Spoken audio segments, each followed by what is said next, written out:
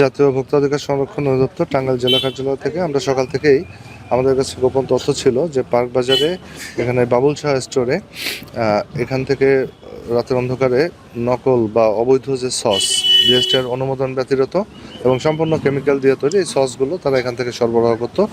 ঢাকা বা সাভার বিভিন্ন সোর্স থেকে তারা এটা এনে এখান থেকে সাপ্লাই দিত। তো আমরা সেই অভিযোগের প্রেক্ষিতে আজকে এখানে অভিযান চালিয়েছি এবং তাদের একটি গোডাউন থেকে আমরা প্রায় 5 লিটারের 28টির পরিমাণ 5 লিটারের যে সসের বোতল সেটা আমরা পেয়েছি, যেগুলো কোনো অনুমোদন নাই এবং সেগুলো সম্পূর্ণ কেমিক্যাল দিয়ে তৈরি।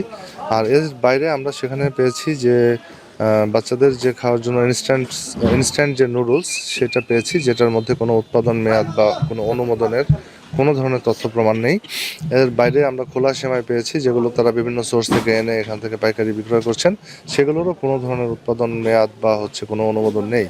তো এই সকল অপরাধে আজকে এই প্রতিষ্ঠানটিকে ভোক্তাধিকার আইনে 50,000 টাকা জরিমানা করা হয়েছে এবং তাদেরকে সতর্ক করা হচ্ছে যাতে ভবিষ্যতে এই ধরনের অনুমোদিত যে খাদ্যপণ্য রয়েছে সেগুলো তারা বাজারজাত না করে। আর আমরা জব্দকৃত যে 200 লিটার সস সেটা আমরা বিনষ্ট করে দিয়েছি।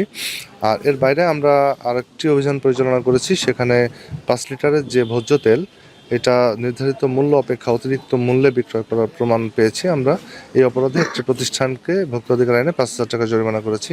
তারা 5 লিটারের যে ভোজ্য তেল 955 টাকা গায়ে নির্ধারিত মূল্য রয়েছে, বাট তারা 970 টাকা এটা বিক্রয় করেছে। তো এই অভিযোগের প্রেক্ষিতে অন্য একটি প্রতিষ্ঠান, তার মানে আজকে সর্বমোট 2টি প্রতিষ্ঠানকে ভোক্তাধিকার আইনে 55,000 টাকা জরিমানা করা হয়েছে। আমাদের অভিযান অব্যাহত থাকবে।